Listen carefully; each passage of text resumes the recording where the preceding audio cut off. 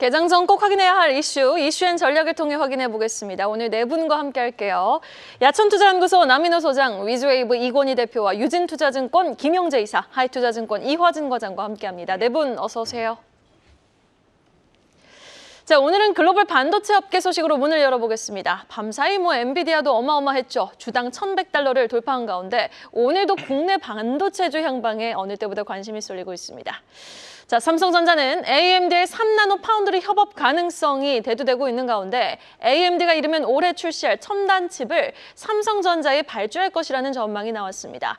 자, 적자였던 삼성전자의 파운드리 사업부 드디어 새 국면을 맞이하는 것인가요, 남인호 소장님? 네, 그렇습니다. 삼성전자와 협업을 하는 AMD 간단히 소개드립니다. 어드밴스드 마이크로 디바이시스, 즉 여러분들은 CPU 중앙 처리 장치 하면 인텔이 생각나실 겁니다. GPU 그래픽 처리 장치 하면 엔비디아가 생각나실 겁니다. 바로 그 두 기업과 경쟁을 하는 것이 바로 AMD입니다. 그 AMD가 누구를 손을 잡았습니까? 삼성의 손을 잡았습니다. 그게 무슨 얘기입니까? 사실은 3나노를 실질적으로 GAA, 게이트 올 얼라운드 방식으로 상용화를 최초로 세계에서 성공한 건 바로 삼성전자입니다. 그래서 삼성전자한테 이렇게 제시했겠죠. 우리는 GPU도 필요하고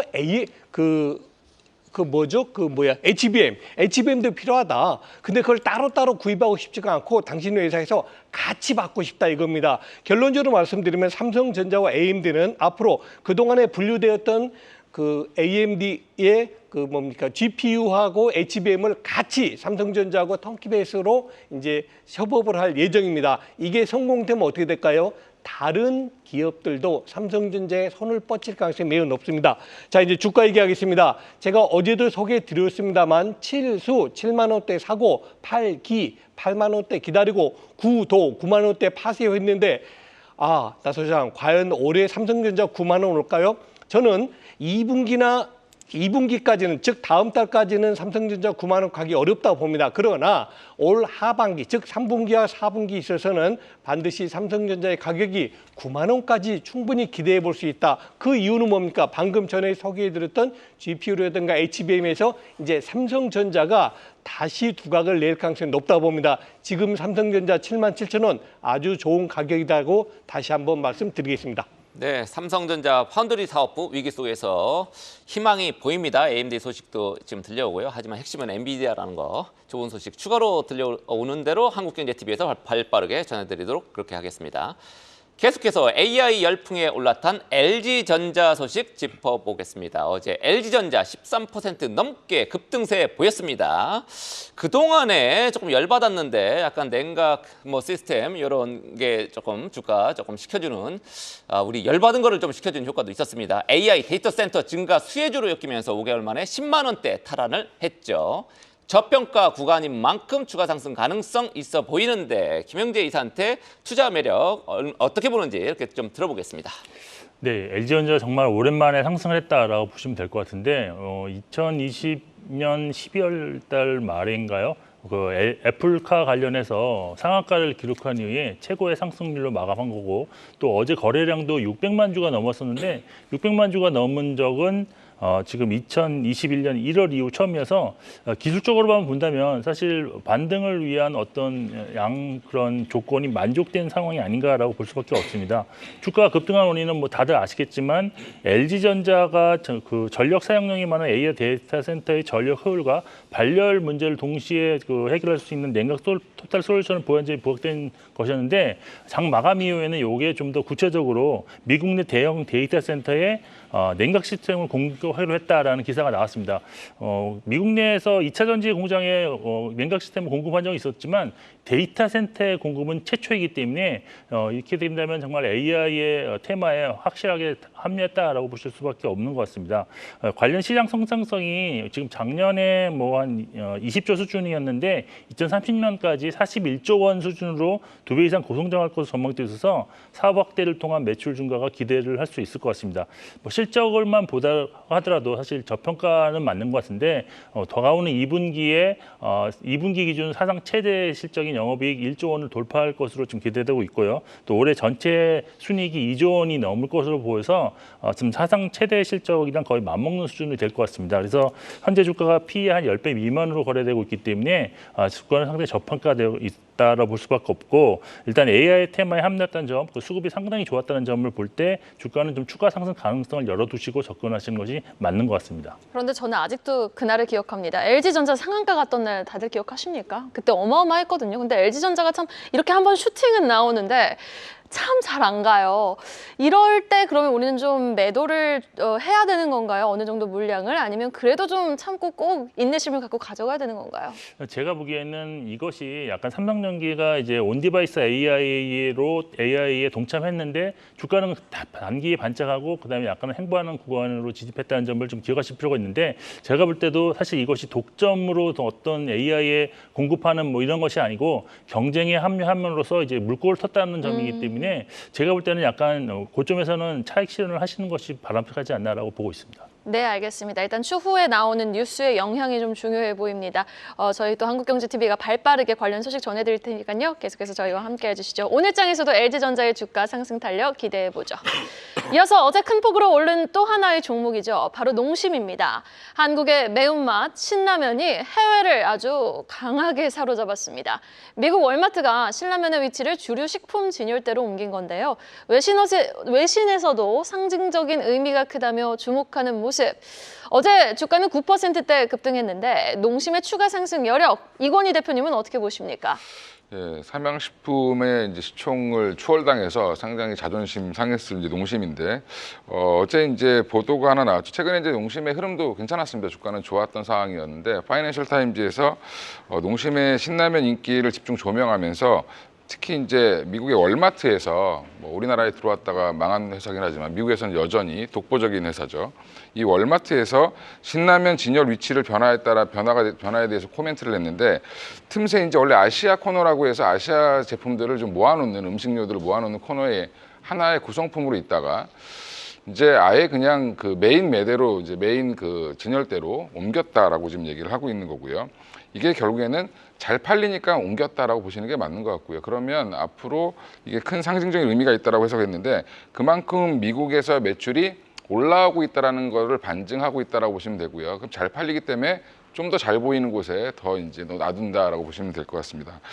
그래서 이제 한류 수혜 상품으로 이제 라면을 선정하면서 이제 인스턴트 라면 관련돼서 신라면 이제 농심이 미국 시장에서 잘 치고 나갈 거다라는 것들을 이제 보여주고 있는데 지금 세계적으로 이제 그 라면 산업 규모가 굉장히 큽니다. 근데 우리나라만 라면을 먹는 것 같지만 사실 굉장히 큰 규모로 뭐 일본이라든지 동남아시아 기업들이 하고 있는데 아직은 아쉽게 미국 내에서 이제 그 최고 포지션을 차지하고 있는 거는 일본이고요. 토요 수산 카이샤라고 하는 제품이 이제 그 회사가 1위 점유율을 50% 정도 하고 있고요.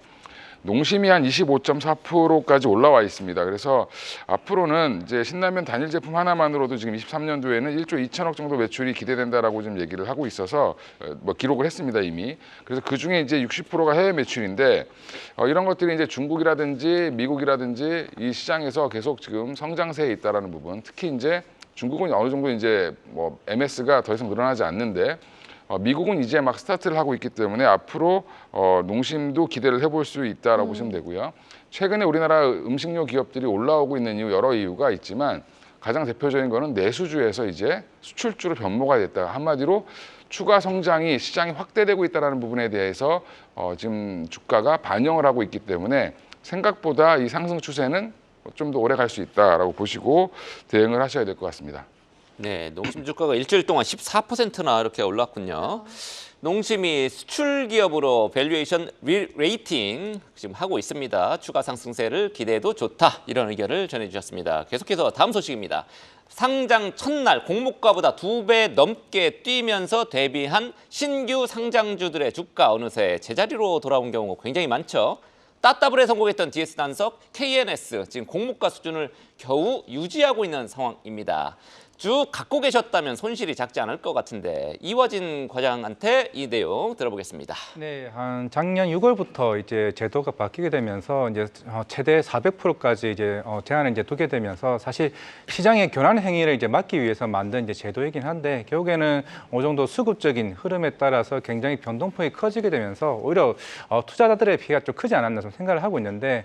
DS 단석이나 KNS나 뭐 사면이나 IBDH 같은 회사들 같은 경우 대다수가 작년도에 업황 자체가 좋았던 섹터들의 이런 회사들이 좀 대부분이었습니다. 결국에는 이 회사들의 공통점이 결국에는 1분기 때 실적이 다 부진했던 종목들이었고 그만큼 어느 정도 밸류에이션의 흐름에 따라서 좀 계속 꾸준히 좀 빠진 흐름이 아니었나 생각을 하고 있는데 하지만 최근에 이제 APR 같은 경우도 40만 원대까지 올라갔습니다만은 22만 원까지 빠졌죠. 결국에는 실적이 충분히 보강이 되는 회사들 같은 경우는 좀 제자리를 가는 흐름이 좀 보일 수가 있는 것 같습니다. 일단은 뭐 APR 같은 경우도 2분기 실적 자체가 뭐 울트라툰이 결국 본격적인 매진이 계속 나오면서 실적이 향상이 계속 나왔었는데 앞에 나왔던 DS 단성이 대부분 2차 전지나 AI 의료기기 등 아직까지는 실적이 크게 올라오지 못하는 회사들이 대다수입니다. 물론 성장주들이긴 하겠지만은 워낙 이제 금리에 대한 부담감도 좀 없지 않아 있을 것으로 보이고 있는데 결국에는 이제 다음 달 나올 이제 시프트 같은 이제 대형 IPO 같은 경우도 대략 공모가가 한 3조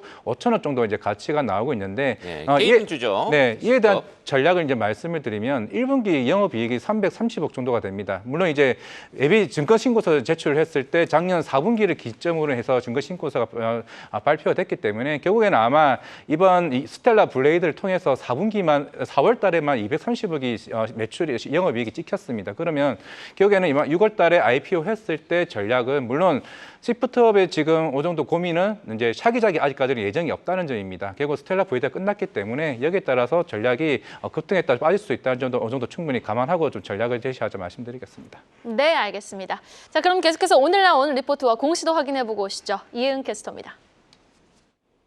오늘 아침에 나온 리포트 정리해드리는 가장 빠른 리포트 앤 공시 시간입니다. 상향 리포트로는 한올 바이오파마 리포트가 발간됐고요. 삼양식품과 키움증권은 각각 목표가가 62만 원과 16만 원으로 유지됐습니다. 이외에도 DS투자증권은 세진중공업, 한미반도체를 그리고 하나증권은 실리콘2 커버리지를 새로 게시했습니다. 먼저 목표가가 상향 조정된 한올 바이오파마부터 만나볼까요? 다올투자증권은 한올 바이오파마와 관련해 갑상선 암병증, 즉 TED와 신생아 FC 수용체인 FCRN 입증에 따라 적응증 확장 기조가 이어갈 예정이라고 봤는데요. 그러니까 해당 치료제로 치료할 수 있는 질환이 늘어날 것이라고 본 겁니다. 이와 함께 만성염증성, 탈수초성, 다발 신경병증 치료제 등 다양한 새로운 임상 결과도 앞두고 있다고 전했고요. 이를 반영해 목표가는 4만 6천 원에서 5만 3천 원으로 상향 조정했습니다. 이어서 새로 커버리지가 게시된 종목들 만나보겠습니다. DS투자증권은 세진중공업과 관련해 매수 의견과 함께 목표가 9천 원을 제시했습니다. 세계 1위 탱크 및 선실 제작사로 초격차 경쟁력을 확보했다고 했고요. 올해 그동안 납품이 힘들었던 한화오션 및 삼성중공업에도 납품이 가능해지는 등 고객사가 다변화하고 있다고 언급했습니다. 탱크 수요 강세가 찾아온 가운데 세진중공업은 전 세계 최대 규모의 생산 능력을 가지고 있다고도 강조했습니다. DS투자증권은 한미반도체 커버리지도 시작했는데요. 매수 의견과 함께 목표가는 19만 원으로 제시했습니다. HBM 생산의 핵심 장비인 TC 본더의 수요가 계속 증가할 것이라고 봤고요. 또 HBM 후발 업체들의 장비 요청이 증가하고 있어 글로벌 고객사 확장 역시 기대된다고 덧붙였습니다. 뿐만 아니라 HBM4 이후에도 경쟁력을 유지할 것으로 보인다고 전했고요. SK하이닉스, 마이크론 수주 등에 힘입어 TC 본더 매출은 2025년까지 증가할 것이라고 전망했습니다. 지금까지 가장 빠른 리포트 공시 이은이었습니다. 다음 소식입니다. 밸류업 공시 짚어볼까요? 이번 주 기업 밸류업 프로그램이 첫 발을 뗐죠. 키움증권이 기업가치 제고 계획을 처음으로 공시했는데 예고 공시를 냈던 KB금융과는 달리 본 공시는 키움증권이 처음입니다. 자, 구체적으로 키움증권 어떤 목표를 내놨습니까? 남민호 소장님. 네, 두 가지 목표를 제시했는데요. 일단은 주주 환원율을 30%까지 만들겠다. 다음 두 번째는 ROE, 자기 자본 이익률을 15%까지 올리겠다는 겁니다. 과연 어떤 방식으로 올릴지 한번 살펴보겠습니다. 지금까지 여러분 키움 하시면 제일 먼저 떠오르는 게 강한 브로커리즘 혹은 뭐 혁신적인 뭐 수수료 이런 것 아니겠습니까? 그런데 앞으로는 IB 쪽, 즉 언더라이팅 쪽에 투자를 해가지고 이제 안정적인 수익, 즉 브로커리지에서만 수익을 보는 게 아니고 이제 기업에 대한 그 인수 공모에 대해서도 수익을 내겠다는 겁니다. 그리고 지금 키움이 가지고 있는 자사주가 209만 주가 있는데요. 앞으로 2년 내 모두 전부 소각하겠다. 그렇게 되면 어떻게 될까요? 궁극적으로는 주주들에게 돌아가는 비중이 커지겠죠. 자, 마지막입니다. 지금 현재는 키움이 PBR이 0.52배인데 앞으로 2년 내로 혹은 뭐 조금 더 시간이 걸릴 수 있겠지만 PBR 1배 이상 내겠다. 최소한도 자산가치 이상의 그런 밸류를 내겠다 하는 것이 키움의 공시 내용입니다. 자, 지금 키움 그럼 주가 한번 살펴볼까요? 최고 고가 얼마죠? 16만 원이었습니다. 최저가 얼마입니까? 8만 원이었습니다. 고점 대비 절반까지 내려왔다가 어제 종가는 12만 5천 원. 다시 말해서 바닥이다라고 볼 수는 없겠지만 저점을 지난 상태이기 때문에 전 여러분들 계좌에서 한 5% 이내에서는 투자가 가능하다라고 정리하겠습니다. 네, 역시 밸류업 공시 내놨는데 경천동지할 내용은 없었습니다. 뭐 키움증권 주가가 어제 조금 약세를 보였던 원인인 것 같기도 하고요. 어찌됐든 밸류업 프로그램 관련주 주가 아직 미적지근한데 계속 좀 지켜봐야 될 것 같습니다. 자, 다음 소식 넘어가겠습니다. 미래 모빌리티의 핵심으로 수소를 낙점한 현대차 본격적으로 수소 로드맵을 펼치고 있는데 덕분에 한동안 잠잠했던 수소 관련주 주가도 재평가받고 있습니다. 테마성 이슈로 접근해야 될지 장기적으로 우리가 좀 접근해야 될지 김영재 이사한테 판단을 조금 맡겨보겠습니다. 네, 현대차가 지난 20일부터 23일까지 미국 라스베가스에서 열린 그 청정 운송수산 박람회를 참가해서 수소 상용 밸류 체인을 확장하는 계획을 발표했는데 여기에 이제 지난해 발표했던 수소 트럭의 좀 업그레이드된 버전을 공개했고 또 수소 연료 전지 시스템도 공개도 하였습니다. 그리고 내년에는 이제 수소 전기차 후속 모델인 넥소 후속 모델을 발표하고 후년에는 또 수소 연료 전지를 사용한 슈퍼카도 지금 내본다고 하면서 어떤 수소 사업에 대한 의지를 다시 강조하는 모습을 보였는데 이에 지금 관련 종목들이 상당히 지금 숫자 관련주들이 강세를 보이고 있는 상황입니다.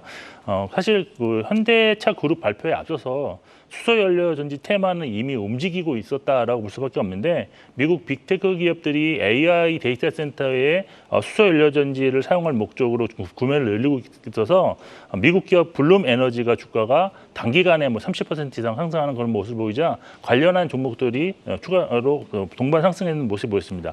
결국 이렇게 블룸 에너지하고 현대차 그룹 재료가 좀 더해지면서 강력한 수소 테마가 지금 형성 중이라고 볼 수 있는데 사실 탄소 중립 시대에 전력난을 할 수 있는 수단으로서 수소 연료 전지는 필요하다라고 볼 수가 있겠지만 그렇지만 수소차 같은 경우는 아직 또 부족한 충전 인프라, 높은 연료비 때문에 판매가 좀 급감하는 그런 상황에서 단기적으로 이것이 어떤 판매가 늘어날 가능성은 크지 않다는 점에서 실적과 연계될 가능성은 좀 높지 않다고 보여서 결국은 지금은 단기적으로 테마적으로 접근하시는 것이 좀 더 현명한 선택이 아니겠냐라고 판단하고 있고 이후에 이제 급등락이 아니고 주가가 어느 정도 안정적인 흐름이 나타난다면 그때부터 보유관적으로 매수해도 늦지 않을 것 같습니다.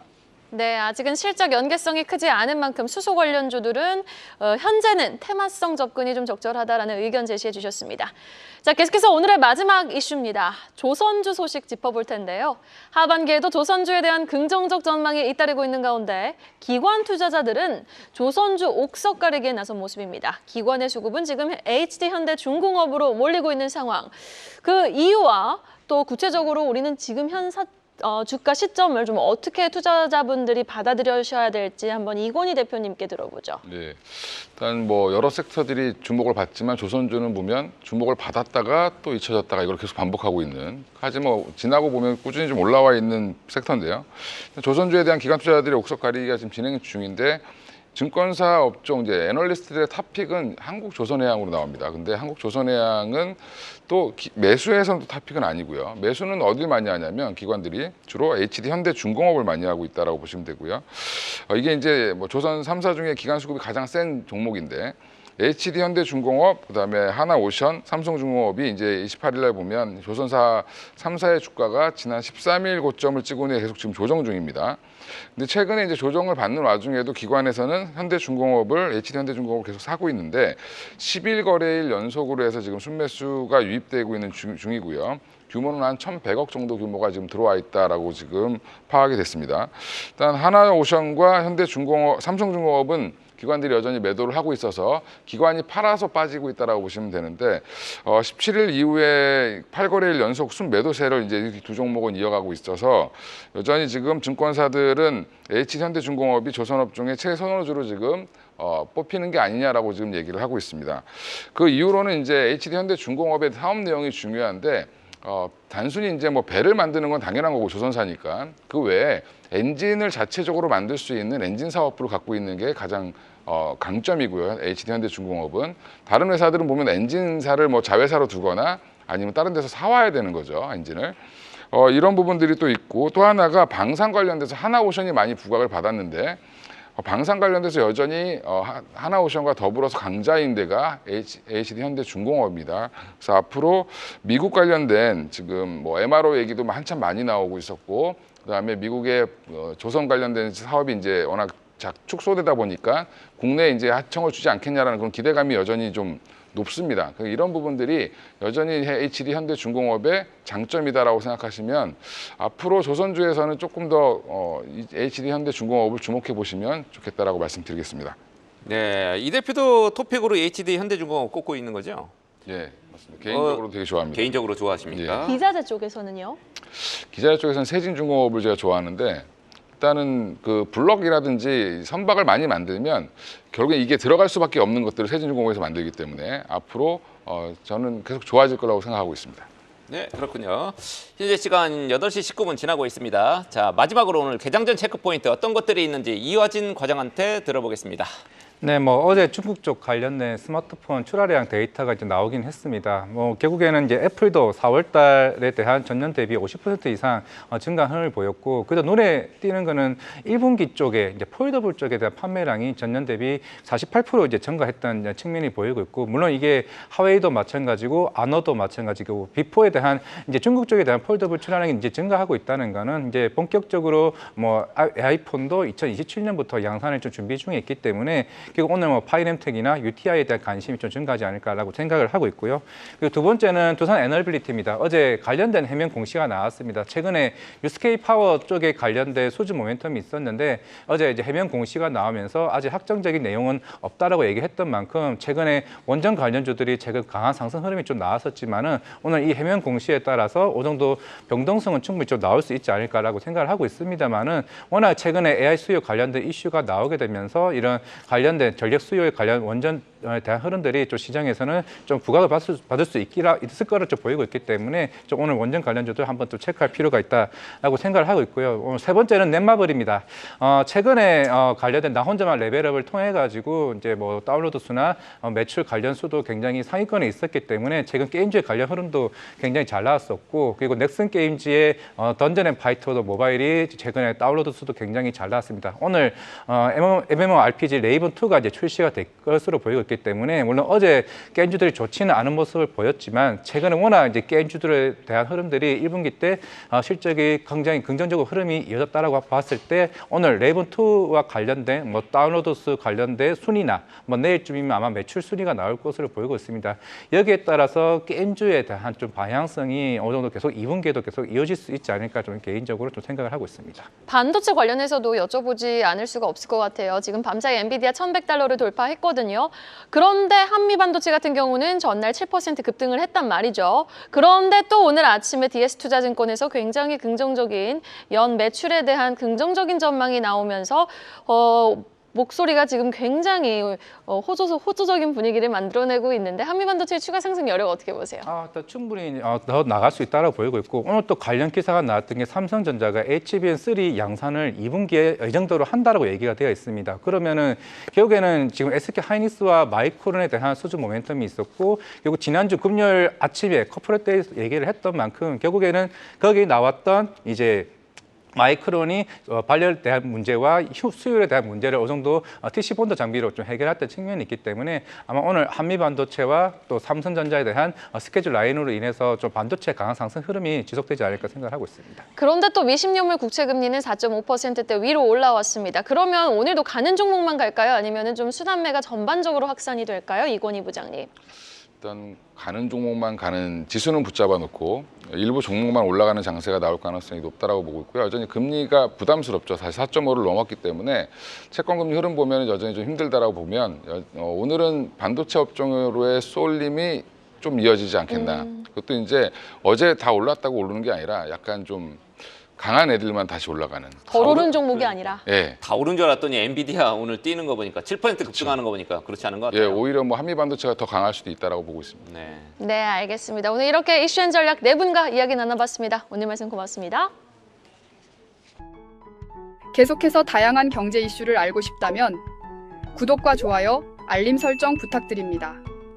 AI 캐스터 권미정이었습니다.